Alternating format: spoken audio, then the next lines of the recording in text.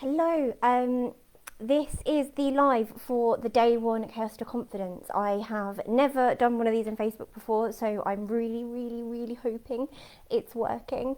If you are in the group right now and you are looking for the first event, then this is it. Please come and join. I am really excited to be here. It's going to be an epic week. So I'm really hoping, fingers crossed, that the technology stays with us for today. She says, hoping. So I'm going to give it a minute or two for hopefully people to join me. And yes, thank you, Xanthia. It's working. Amazing. Thank you. Perfect. Okay. I will stop panicking now. So welcome to Chaos to Confidence, Mastering Your A-Levels. I'm so excited that people are here. Literally, I'm beaming. This week is going to be epic. I am going to work with you to transform how you study.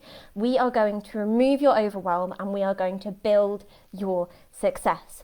Each session will be at exactly the same time in this group every day. But if you can't join live, then I'm going to be hosting a watch party at 8 o'clock UK time each day, where again, I'll be live and responding to questions, or you can just watch the replays in your own time, whatever works for you. Feel free to comment, say hi, pop questions in the comments box. I can see them, and I will do my very best to respond. There will be time at the end for questions too, so if you're not willing to put a question in as we go, there will be time for questions at the end, or you can drop a question in the Facebook group at any time during this week and I will respond to it. You have my priority time this week, so if you have any questions as we're going along or anything that I haven't covered yet, please pop it in the Facebook group and I will do my best to answer. All the materials in the group will be available for 1 month afterwards. So you are absolutely, you are absolutely able to watch these replays again after the sessions. So the group will be open for a month after this weekend for you to make use of the materials as you wish. Finally, bit of admin before I get going properly. There will be some actions at the end of each session this week. These are 5 to 10 minute tasks that I'm going to ask you to go away and do. They literally will take no more than 10 minutes to start making a difference to your studying. If you complete the actions and post them onto the posts in the group, at the end of each session, I'll put up a post saying action responses here. If you post your responses into the comments, you will be entered into a competition to win an amazing prize at the end of the week. One person was going to win an amazing prize worth more than £100. So take part in the actions. Not only will it help you to make use of some of the tools we're going to learn this week, it's going to enable you to enter that competition. So it's well worth staying tuned. Sorry, I'm really excited, so I will try and talk a bit more slowly. Some of you won't know me, so I'm going to give you a brief introduction to me. So my name is Natalie. I have been a tutor for over 10 years. I tutor countless A-level students and have done for a very long time. So I've seen it all. I've seen the struggles, the stresses. Obviously, I've been a student myself. So I know what it is like to feel overwhelmed and to feel stuck. And I also know the techniques that work. I know how to get through revision. I know how to get through exams. And I know how to make it work. I went to the University of Oxford where I graduated with a degree in physics. So if anyone during the week has any uni admissions questions or personal statement questions or help, I'm not sure what's happening questions, then I'm more than happy to help out with those. And after uni, I've worked for a national bank, I've worked for tech startups, I've worked all over the place, and now I own my own educational business where all I do is tutor and help teachers and students to be the best that they can be. And that is what I love, and that is what I am doing for you this week. So let's get started. Each of these sessions this week is designed to help you with an aspect of studying, with an aspect of your studies and being more confident and more able to manage your time. So before we go into today's session in any more detail, I want you to take a minute to give yourself a score. I want you to score yourself from 1 to 5 in 5 different areas, with 1 being, I absolutely suck at that, I really need help with it, and 5 being, this is amazing. Okay, so we're going to work through them, and I want you to just write down your score yourself for these areas. So firstly, organisation and time management. What would your score be in organisation and time management? Are you a 1, help, or 5, yep, I've got that, I'm super organised, I manage my time really well? Pop it down. Second thing, mindset and attitude. People get confused when I say mindset and attitude. What I mean is how you perceive your work and yourself and your world. Are you one of those people that's infinitely positive, or are you a bit pessimistic and not quite sure of yourself? Score yourself from 1 to 5 on mindset and attitude. 1 being, my mindset sucks, everything's rubbish, I'm really stressed. 5 is, yep, I'm feeling great about things. Give yourself a score from 1 to 5 in mindset and attitude. Third thing, working effectively. Are you working to your maximum productivity, or are you finding that you procrastinate a lot, that you pick up your phone, that you pick up Instagram or TikTok, that you watch too many YouTube videos? Are you working effectively? So I want you to give yourself a score from 1 to 5 on how effective you think you are at working.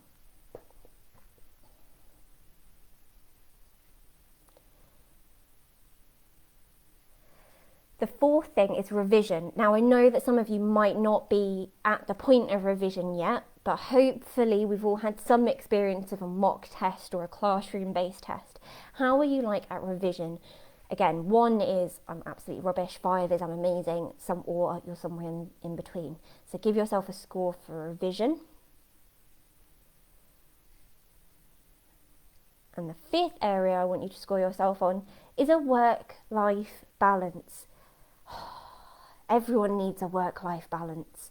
Who doesn't need a work-life balance? So by work-life balance, I mean, are you allowing yourself enough time to do things outside of your studying?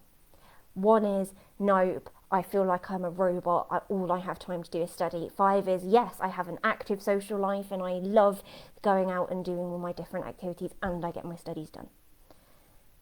So the reason I've asked you to score those things is that is what we are focusing on this week, all 5 of those areas. Each session this week is going to address a different one of those problems. So if there is one of them where you have scored quite lowly, a 1, low, 1, 2 or 3, you will want to attend that session.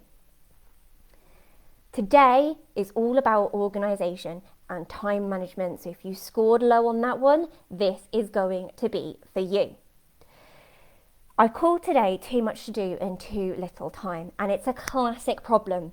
Adults struggle with this, people in the workplace struggle with this. I actually had a business owner last night message me and go, can I join, because I don't know how to do time management. No, they're not here. This is just for you. This is just for A-level students. I am going to teach you today how to manage your time well. This normally takes people a long time to suss out, and there are some people who get through their working lives that never suss out the time management thing. You're going to get it today. And you're going to use my 3-step process. Plan, organise and get it done. POG for short. Love an acronym. Obsessed with an acronym. POG. Plan, organise, get it done. When you're really busy and you have 1,000,001 things to do, you've got homework coming out of your ears, you've got a mock test at the end of next week, you've got essays to write, you've got people to see, you've got applications for uni to do, you're feeling overwhelmed, surely you're better to just get started with something rather than waste a load of time planning what you should be doing. Wrong. Absolutely not. Planning is so important, but we're going to make our planning really quick. Planning makes sure of two things. First of all, you know what you're going to do. And second of all, it makes sure that you understand why you've got to do it. What you're going to do and why you've got to do it. It's the why that everyone seems to forget. And the why is when you're really busy, that's going to help you prioritise that work. So the why is just as important as the what. We are going to start with the what though. How we define the work we need to do is really, really important. Now, I can guarantee that most of you have got a to-do list this week. Give me a little wave in the comments if you've got a to-do list this week. I have a permanent to-do list. It just never seems to disappear. And if you're anything like me, your to-do list will include things like revise biology, or write essay, or complete personal statement. Absolutely useless as a to-do list. Not a good to-do list at all. And here is the reason why. Those tasks are really unbelievably vague. They don't tell you what you need to do. They tell you that you have to do some revision, but you don't know what you're revising, how long for, what's the point? Is it for a mock test? Now, you probably know all this, but it's all in here. And the more we store in here, the more confusing it is. Yes, Anthea, waving at me for a to-do list. In all probability, if I see on my to-do list, revise biology, I'm going to look at that, go, that is enormous. I'm going to grab my textbook, open it, feel instantly overwhelmed by how much is in there, and then close it up again and put it to one side. I'm going to pretend that the biology textbook, that just by sheer opening it, it's going to assimilate into my head, which it never does. I've tried. Sleeping on a textbook does not let the knowledge go in. What we need to do is break down our tasks, and this is the first thing I'm going to get you to do today. What do I mean by breaking down our tasks? Well, this is where we take what we need to do, what our main goal is, and we break it down. So, before I carry on, I want you to write down your 3 goals for this week. Your 3 main things you want to achieve. That could be revise for mock test when I get back to school next week. It could be complete UCAS application. Whatever is your main 3 goals for this week, jot them down. Share them in the comments if you like. I'd love to hear what you guys are hoping to achieve this week. If anyone's interested, I'm hoping to achieve amazing support of you guys this week. So that's my main goal for this week. Have a think about your 3 main goals for this week.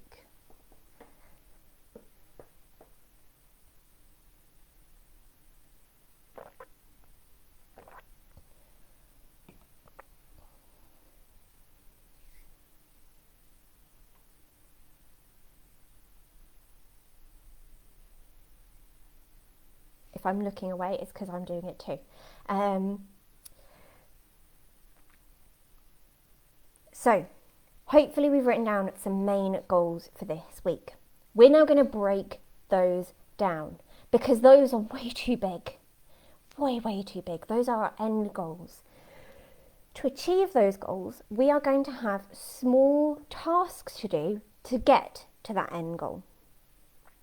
So this is a process where we break down what we're hoping to achieve into much more manageable tasks. So I want you to pick one of those goals you've written down, and I want you to break it down into the individual tasks that you need. So for example, if your goal is revise biology, I don't know if any of your biologists, I've just picked biology as a random subject, or if it's read a book for English literature, whatever your main goal is, I want you to break it down into revise this topic, learn this experiment, have a look at that experiment, read that chapter, do that end of topic test. What are the essential tasks you would need to do to achieve that goal? And there's going to be more of them than you think. So jot them down. Do it now, right now. You don't get away with just sitting and listening in these sessions. We are going to plan out your week right now. So I want you to take one of those goals and break it down into the individual tasks you need to do to achieve that goal. Whatever that goal is, break it down into its individual parts.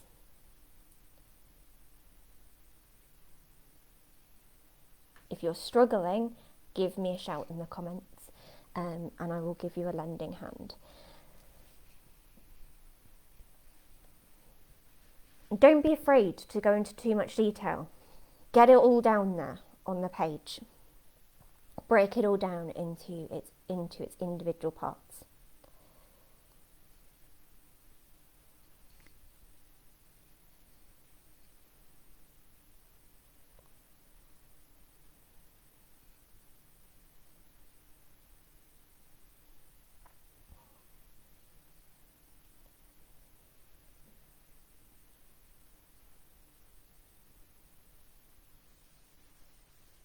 Okay, if I'm going too fast, please somebody shout at me in the comments. But hopefully you've at least started to break down one of those goals into its individual tasks. Now let's take my example of revise biology. I look at that and go, no way am I opening a textbook like that to revise the whole of biology. If I break that down into revise topic 1, saccharides, here's what I need to know. Revise topic 2 and complete the end of topic test. Learn this experiment that I need to know. Write revision cards for these definitions. Each of those tasks has some really important features to it. Firstly, they're short and easy enough that I feel like I can pick them up and do an individual one in a reasonable amount of time. We're going to come on to time again in a second. The second thing is I know when the task is done. I know it sounds really stupid, but revise biology, you could be there for forever. Read a book, that could take you 3 weeks. What you want is to understand when that exact task is done. Having endless tasks on our to-do list is completely unsatisfying because we never get rid of them. So breaking them down into easy, bite-sized chunks that I know how to get started and when it will be finished is really, really important. I call these little work parcels because I'm very sad. But you want to break down your main goals into these individual work parcels where each item is roughly the same size. Oh, sorry, I've lost where I'm going next. I would love to hear some of the things that you are aiming to achieve this week. So pop them in the comments because we are going to hold you accountable this week. That is part of the whole point of this, is you are going to share your goals and share your plans, and I will personally hold you accountable and hold your hand and keep you focused. So how do I make sure that each item on my to-do list is the same size? Well, in all honesty, this takes practice, and it's something that even I get wrong all the time. I will happily share into the group my to-do list, and you'll see that some of the items on there definitely don't take the same amount of time, but I do try and make them the same amount of time. I've been using this exact method for years, and it's how I run my business. I pick a standard task that I know roughly how long it's going to take me. I use writing a blog post because I can write a blog post in about 20 minutes. And so I use that as my benchmark for if a task is bigger or smaller than writing a blog post. You might have something that you know takes a certain amount of time. Reading a page of a book. Doing an exercise in your maths book. Filling in a page of notes, something that has a clearly defined amount of time, or you might just need a little bit of practice. But what you want to do is break down those bigger tasks, those bigger goals, into much smaller, bite-sized chunks that take about 30 minutes. Why 30 minutes? because 30 minutes is the perfect amount of time to fit in around a busy schedule, around getting stuff done before school, during school, after school. 30 minutes doesn't sound like a lot. Oh, I've got to do some work, but I've got this one thing and it takes 30 minutes. That sounds achievable. Oh, I've got this one task, it takes 5 hours. That sounds impossible. And so it's all about making life easy for yourself. By making these 30-minute chunks of work, you can sit down and do 3 or 4 of them in one go if you want to, but you're making it easier for you to sit down and do it in the first place. So I want you to look at how you broke down those goals into some individual tasks, and I want you to see, are any of them still really massive? Is there anything you could do to break them down even further? Could you turn it into really bite-sized bits of work? Have a think. Have a look at what you wrote. Is it broken down so that each task is easy to attempt, easy to understand, and you know exactly when it will be finished? If not, have a go at updating them and rewriting them now.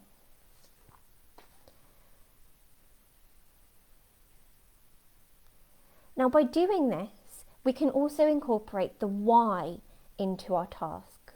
So instead of saying revise English literature, or read A Streetcar Named Desire, or learn this period of history, we're going to break it down and understand what the point of it is. Revise concentrations in moles for chemistry mock after half term. That's our why. We've added a short amount into our task, but we know what the point of it is. If we're researching it for an essay, when you're juggling 3 or 4 subjects, remembering what's the point of each one is going to be really, really important. So adding in the why into our description of our task can be really, really helpful. Now we've planned. So when I say plan, all we've done is we've worked out what exactly it is we're going to need to do. Now comes the organising bit. Organising our work is about understanding the time we have available as well as the priority of the work we need to complete. Some work is just more important than others. So I've got an example for you. In this scenario, you've been set some maths homework by your teacher, and you've also got a poetry topic for English literature. Now, the maths exercise you got in class. It was a topic that you totally grasped, you're really happy with, and you kind of don't feel like you need that much more practice on. The poetry topic you just didn't get.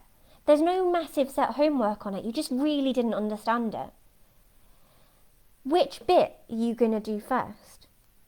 Well, I know that the homework was set by the teacher, but the poetry topic is going to add way, way, way more value than the maths exercise. So I would do the poetry topic first, because at the end of the day, it provides you personally with greater value. And I know that there's probably a teacher that's snuck in the group and is saying, no, do the homework. I don't care.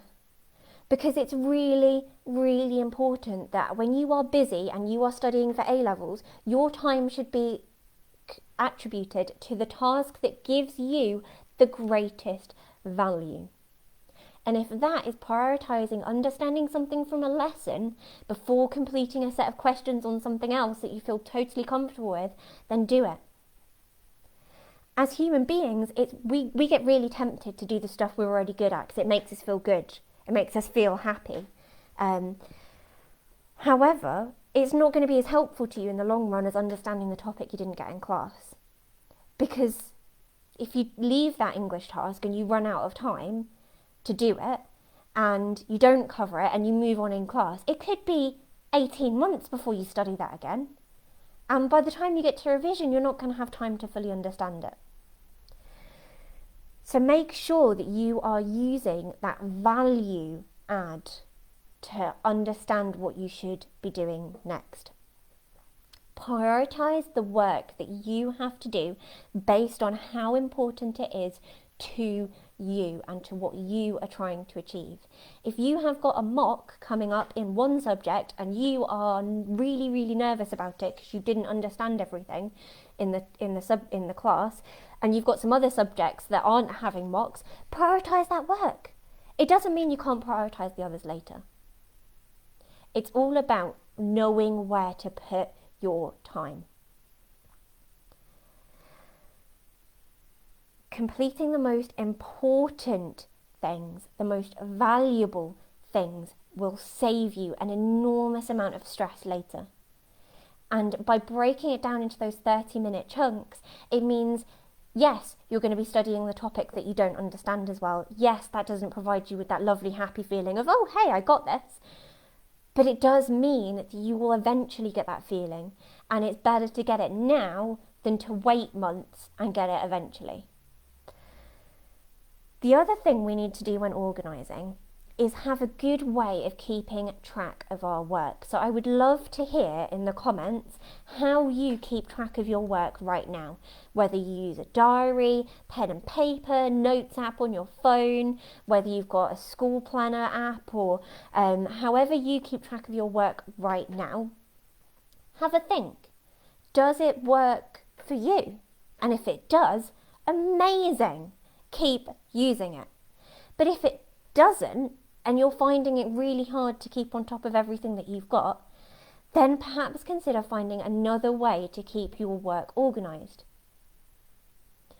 So I personally use a website called Trello. Now Trello is free, totally and utterly free. It has an app that you can put on your phone, which I use every day.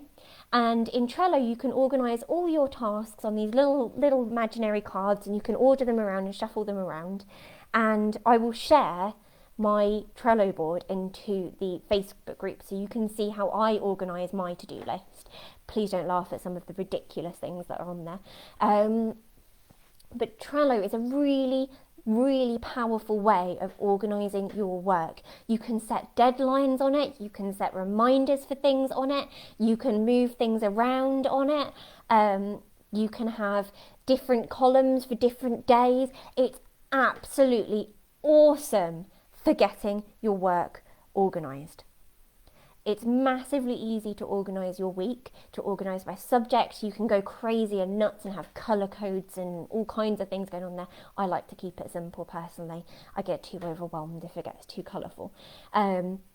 But if anyone is struggling to organise their work and keep on top of everything, if you are a particularly scatty person, I recommend Trello. The other reason I recommend Trello is when your teacher sets you something in school, or when you think, oh, I didn't get that topic, I need to revise it, use the app on your phone. Pop it in a Trello card. It's there and ready in your to-do list to go. You can even assign a reminder to yourself to do it. Isn't that going to make your life easier? If anyone in the group is like, oh, this Trello thing sounds great. By the way, I'm not affiliated with Trello. It's just a really awesome tool. I love it because it's online, so I can access it from anywhere. If anyone wants a bit of help getting some Trello-y stuff set up, let me know. I'm more than happy to help. I live on things like organising to-do lists. So I would absolutely love to help. But you need to have a method that works for you to keep your work organised, and make sure that you know what you've got to do and by when, and that you can constantly update. The reason I moved online and stopped using a to-do list is I just kept having to move things from one page to another, and I just got really fed up with copying out halves of to-do lists and shuffling the same tasks along. Okay. So we've set our goals for the week. We've broken down our tasks. We've got a system to organise them, hopefully, or we're going to try using a new one such as Trello. Now, the third step of my plan, get it done. To do this, we need to be realistic about when we can work and how much time we have available. Because we've broken that work into about 30-minute chunks, it's nice and easy to squeeze it in to random times in our day that we've got free. So if you haven't got a block of 2 or 3 hours that you like to sit and work, then you have now got your work broken down into bite-sized chunks that you can do as and when you get the time. I would recommend having a set time each day or each week when you can get stuff done. Mine's a Friday. I get so much done on a Friday because I don't usually teach on a Friday, so I get all my admin done on a Friday. When you work is up to you, so I want you to have a think now. When is your best time to work? When do you work? Oh, I've just noticed you've been leaving comments. I haven't been scrolling. Oh, yes, Todoist. I love Todoist. That's amazing. Oh, sorry, I've just caught up on all your comments. I forgot to scroll. I told you this is my first time. Absolutely rubbish. Oh, look at your goals. I'm going to log all these goals, by the way. I'm going to ask you all at the end of the week if you've managed to complete them. Oh, this is epic. This is excellent. Sorry, I got distracted. I want you now to think about when you work best. Let me know. Let me know in the comments. When do you work best? I work best in the morning. I know that most teenagers are evening people. I'm not. I've always been a morning person. I work best between the hours of 7 a.m. and 11 a.m. After that, it's downhill. I'm not an evening person. At university, I tried to work overnight. Rubbish. Couldn't do it. So have a think about when you work best, and you might not know when you work best. If you work best at 9 o'clock at night, I've got another tutor who works for me. She's a massive evening person. She'd happily work at 2 a.m. and so she does. Great for her. Yes, Yana, I work best in the morning too. Come on, morning people. Everyone's like, oh, mornings. I love mornings. And it's really important that you... Excellent. And morning people. I'm so excited there are morning people. It's really important that you identify when you are most productive. And if that happens to be that you get up before school and you do your revision before school and then in the evenings you chill, which is what I did, by the way, in my A-levels, do that. If you're a rubbish morning person and you roll out of bed 10 minutes before school, work in the evenings. It's about finding that slot in the day that works for you and protect it, guard it. Make it this protective work bubble. Oh yes, Anthea, Wednesday in both weeks in my timetable, 4th and 5th period off, so I'm productive in them. Amazing. Yes, find that little pocket of time that works for you and use your to-do list to set yourself up that day. So on a Sunday, I plan out my week. I spend 10 minutes on a Sunday evening and I plan out my entire week, Monday to Friday, what I want to get done each day. And I know when my work slots are on those days. And because my work is in half an hour little increments, I know that I have to complete all that work that day before I can log off. And you can do this too. You can say to yourself, well, actually, I don't really have any revision time on a Monday because, I've got violin lessons after school and on a Tuesday I go into school early to help out with breakfast club. But like Xanthia, Wednesday I've got 4th and 5th period free. So those are going to be my solid work times. So I'm going to make sure that Wednesday morning I know exactly what I'm doing in those periods of time. And it's about making that time work for you by using your planning and your organising and the way you've prioritised everything to make sure that you use that time to get it done. And please know your limit. So I like to think I have a reasonable attention span, but after about 45 minutes to an hour, I need a break. So I schedule in my breaks. I make sure I get 2 tasks on my to-do list done, and then I make a morning coffee. I get another 2 done on my to-do list, and then I go and take the dog for a walk. If you can only work for half an hour at a time before having a break, only work for half an hour at a time. Don't Push yourself to work solidly. Make sure that you schedule in some breaks and some time to breathe and assimilate. Otherwise, that second, third, fourth, fifth hour, you're going to be less productive. It's better to work 30 to 45 minutes, have a break, and then work another 30 to 45 minutes than try and work 4 hours, but the last 2 of them are useless and not productive. I've gone completely off script now. I just got really excited by all you morning people. So that is it. Plan, organise, get it done. You'll find yourself, if you use those 3 steps, you have a really clear idea of what you're going to get done. You get it organised and prioritised according to what provides the most value to you. And then you get it done in the way that is and time that is most productive for you. You'll find your studying is infinitely easier. I want you now, for your action today, to take 10 minutes to organise your week. So we've kind of done this in this session. So if you've watched it live, you've kind of got a head start. I want you to make sure you know exactly what you are doing this week. I want you to organise the work that you are going to do. I want it broken down into half-an-hour chunks. I don't care if you've got 20 half-an-hour chunks. I want them broken down into little bite-sized work parcels.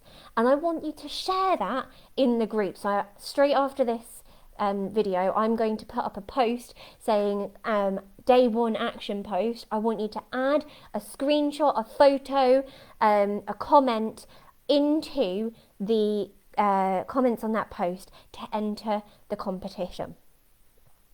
If you are stuck or unsure of how to get yourself organised, drop me a message. I am here for you this week, and I'm now getting tired of my own voice. So I've seen a couple of questions pop in the thing. How do you motivate yourself to come back to work after having a break? Such a good question.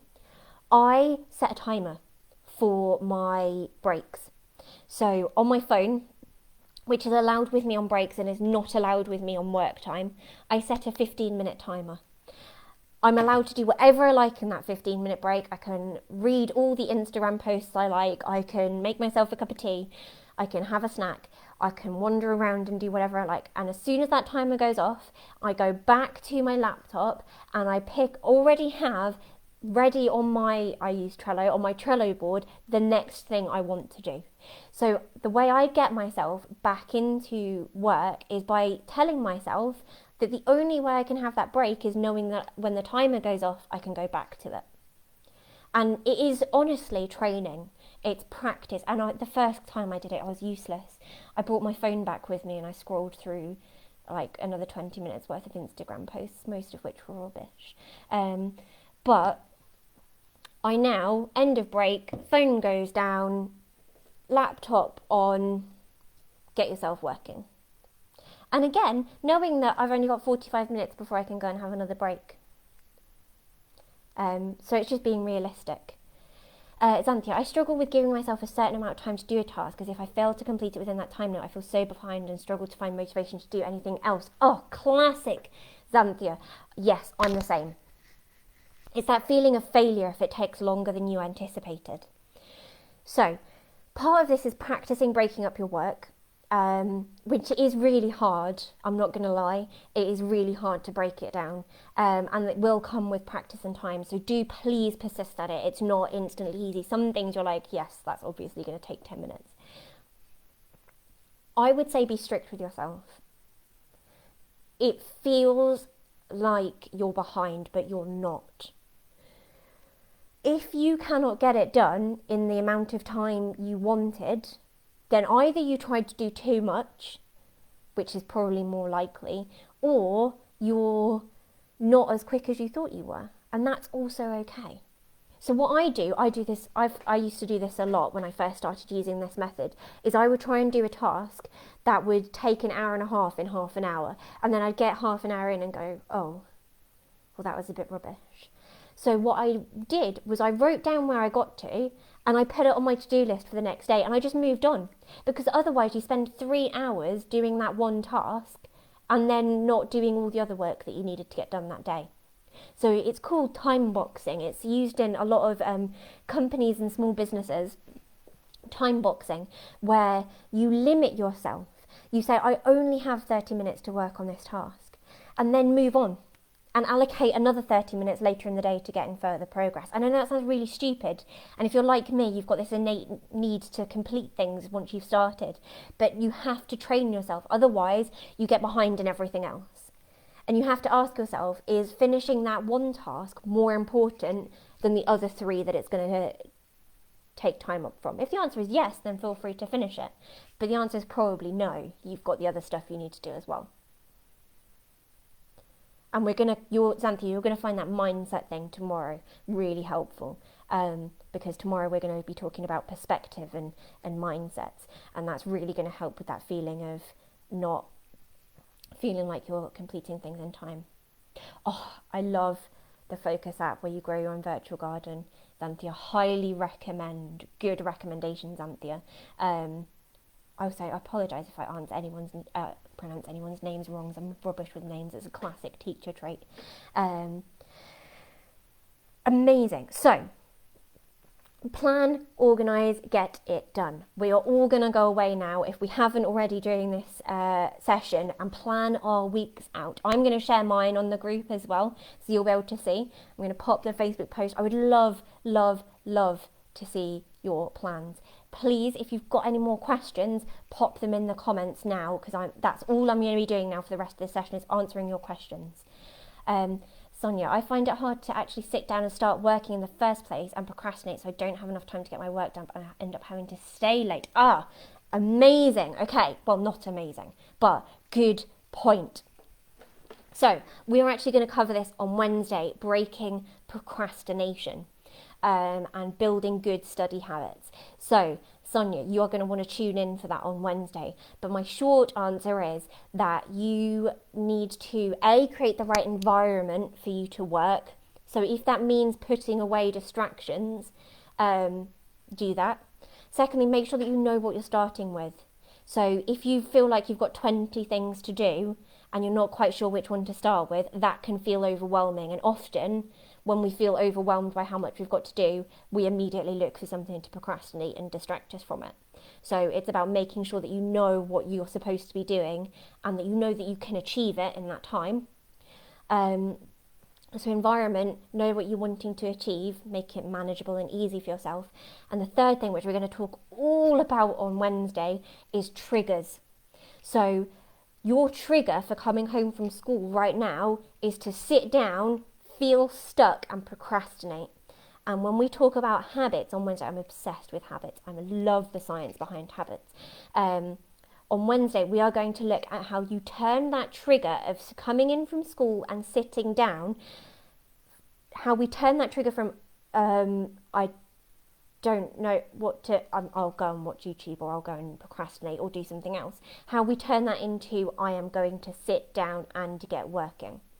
So the short answer for today is give yourself the right environment to work, hide the distractions, put the distractions away, get yourself a nice workspace where everything's set up where you can work. The second thing is make it really clear what you know you've got to do. And the third thing is we're going to look at triggers on Wednesday and how we can turn that bad habit trigger of procrastination into a good habit trigger and allowing you to study. That was a very brief answer to actually what is a very complicated and very valid question.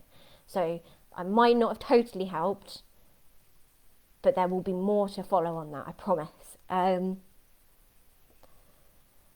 Awesome. Anyone else got any questions? I am more than willing to. Honestly, if you have a question, somebody else probably already has one too, has the same question too. And I promise there are no stupid questions. Only stupid answers. That's for me to provide. As I say, I will be putting up a post, so please share your goals, your plans for this week. To enter the competition, I want to see your plan for the week, your to-do list broken up into some beautiful 30-minute chunks. I will happily provide feedback on, that seems a bit big and hefty. Please provide feedback on mine and how hilarious some of the tasks are. And tomorrow we are going to have a look at mindset. Alicia, is working while listening to music a bad thing? That is a very good question, and it entirely depends on your preference. So I had a teacher who insisted that only classical music was the way to go. I can't work while listening to music because I get distracted. I use it as a form of procrastination. I found this out the hard way. I would listen to the radio and then end up dancing around the room instead of reading my physics textbook. So it entirely depends. There is no right or wrong answer. I have had many consultations with revision experts who some say that listening to non-music without lyrics is better. Some say that not listening to music is better. Some people say listening to music is fine. I think honestly it is entirely up to you. If you find that listening to music focuses your mind and kind of clears out all the distractions, go for it. If not, then don't. I can't because I just get distracted, but other people love it. The only time I've ever used music to revise is I had a single song that I used to play on the way to exams. And again, it's that habits thing that I'll talk to you about on Wednesday. But every time I heard that song, it got me into the zone of thinking about the exams, which means I can now no longer listen to that song without feeling the internal dread of going to exams. But anyhow, good question. How did you come up with your revision or organisation methods? Good question, Zara. Excellent. Trial and error, observing other students who had similar problems. So as I said, I've been doing this for 10 years. So I've encountered many a student, everything from the super hyper organised to the scatty and crazy and everything in between. So my own experience, seeing other students, and also working in business. You would be amazed at the lack of organisation in businesses. And so when you're revising and working at the same time, you have to be really good at time management. And so that's kind of how I came up with them. I hope that answers your question. What was the song, Georgina? It was a folk cover of the Village Green Preservation Society by the Kinks, which is an excellent song. It was a cover by a folk singer called Kate Rusby, who I absolutely adore, and she did the music for a sitcom ages ago called Jam and Jerusalem. I'm now going way off topic, but that song on repeat. Just on repeat on an iPod. That's how old I am. On an iPod shuffle. And that was my going to exam song, which means I now can't listen to it without filling up with dread. Are you still accepting requests to join the group? Absolutely. The more the merrier. If you found this useful and you have friends, family, neighbours, pets who were like, this was really useful, the more the merrier. I am always happy to get people to join the group. As I say, it's totally free, so why not? Yes, absolutely. I will accept her straight away, Xanthia. Like that one. What would you say is a good after school routine? What do you reckon doing on school days and how did you spend it? Oh, excellent question. So personally, my after school routine was I would come in, I would make a cup of tea and a piece of toast because I didn't used to take a big lunch to school. That was just a personal thing. So I'd make a cup of tea and a piece of toast. And whilst the kettle was boiling, I would get all my books out of my bag onto my desk and I would get my to-do list up and I would look at the first thing, double check that it was the first thing I needed to do, get everything set up, bring my cup of tea and my toast, and I would get working. So again, it's that thing of a habit. It's that thing of, I knew the moment the kettle clicked, make tea, make toast, that's my trigger to work. Very good question. I would say find something that works for you. If you feel after a day at school you're like, I need half an hour because my brains tend to mush, have half an hour, but make sure you have a trigger in there to go, half an hour's up, I need to go and do my work now. And it's about getting yourself into that routine. Again, we're going to talk all about this on Wednesday and habits and how we build really good study habits into your day. But I would recommend having 5 or 10 minutes to decompress. If I used to walk home from school as well, so that was my time to decompress. So I didn't really need that much time when I got in. But some people, if you've been on a school bus or whatever, then that's not relaxing at all.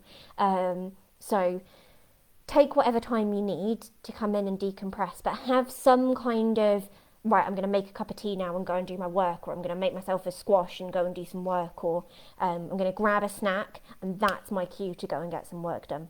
So it's about having something that says, right, it's time to switch on into work time now.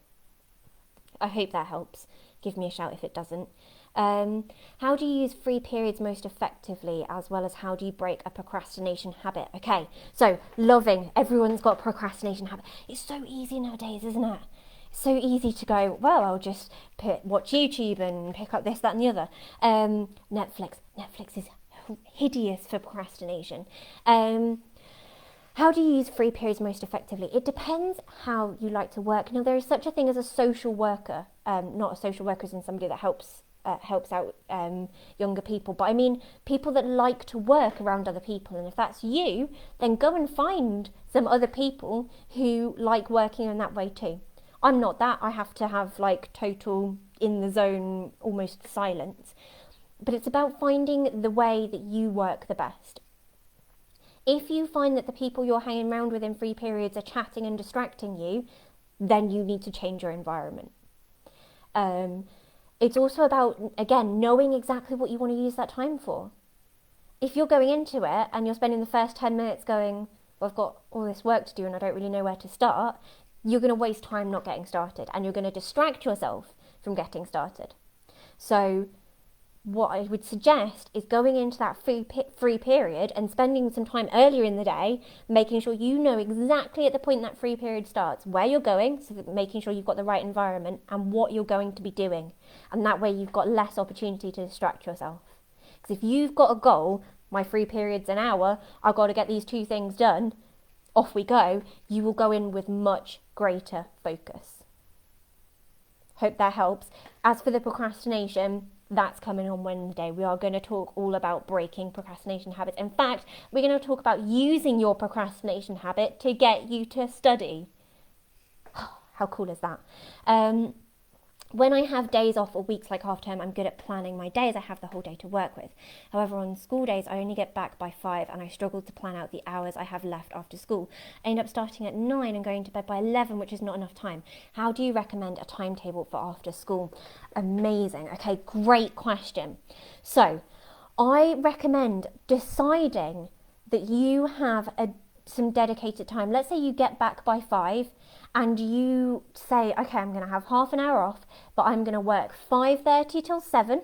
Maybe that's when, I don't know when dinner time is, but maybe that's when you break for dinner. And then I'm going to work 8 till 9:30 or 8 till 10. And write it down. Tell everyone in your household. Make it known. Give that intent. Write it in this group and I will check up on you. Not in a horrible way, how's the timetable going?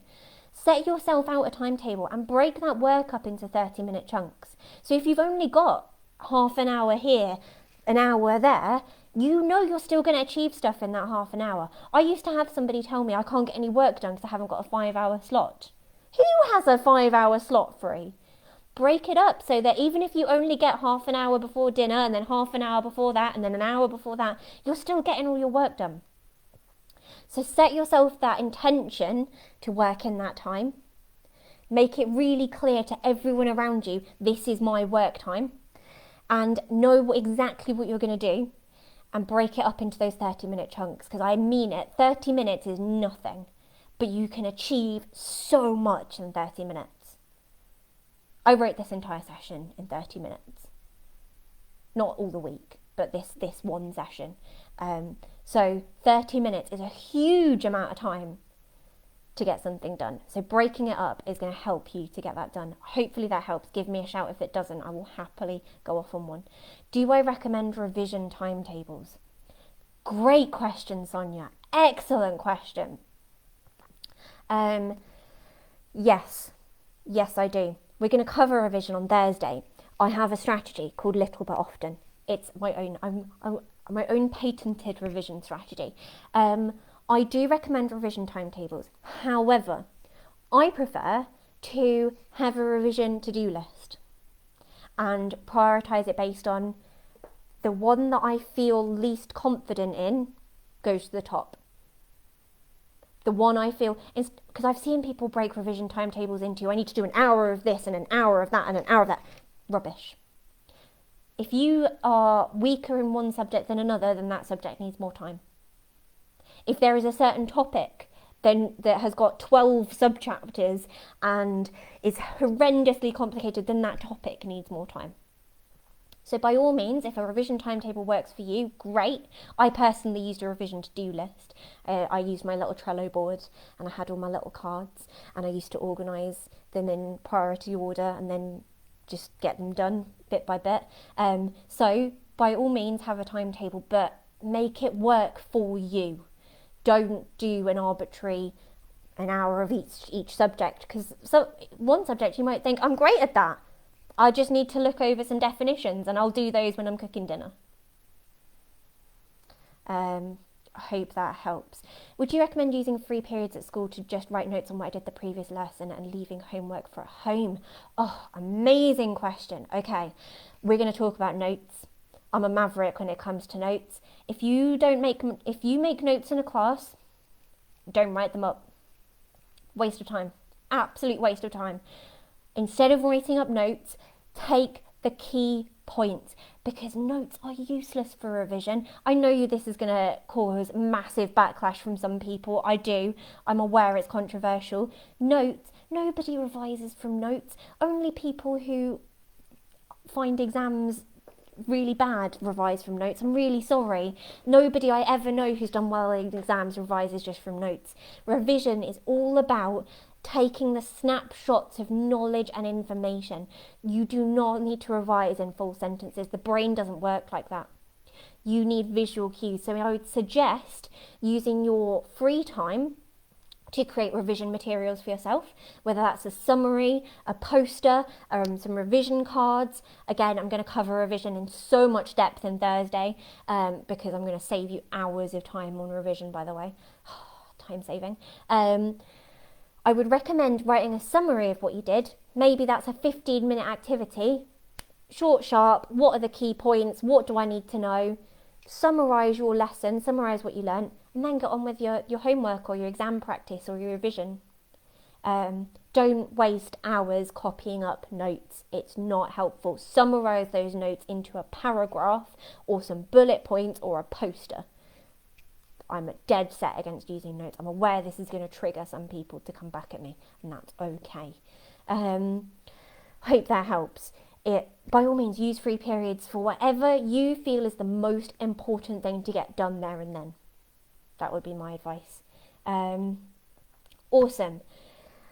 I am about to run out of time. Any last questions? I will be on the Facebook group, by the way, all week long. So if you have a question that you didn't get out in this session, or that you go afterwards and you think, I really wanted to ask that, drop it in the Facebook group. I will be answering questions in the Facebook group all week long. So if there's anything from any of the sessions that you want help with, drop it in the Facebook group and I will respond. Tomorrow is going to be all about mindset. So it's all going to be about how we think like successful people. I know that sounds really cheesy, but they're genuine. And I hated the word mindset, by the way, for years, but it genuinely helps and works. We're going to teach you how to be resilient if you get rejection or a bad grade. I'm going to teach you how to cope when things don't go as you wanted. And I am going to teach you how to be confident in what you are doing. So if you are approaching for interviews or uni applications and you need that little injection of confidence, if you are worried about mock exams and you need that little boost, tomorrow is going to help you to go in there with a positive and successful mindset. Whew. Tomorrow is going to be deep, thoughtful and profound is what I've written for myself there. Thank you so much for joining. This week is going to be a blast. I'm so excited and I love all your questions. If you have any more questions and you didn't get them out, drop them in the Facebook group. Otherwise, I will see you all tomorrow for mindset work. Thank you so much for joining. I'm so glad to have you here. Thanks guys. I'll see you same time tomorrow. Bye.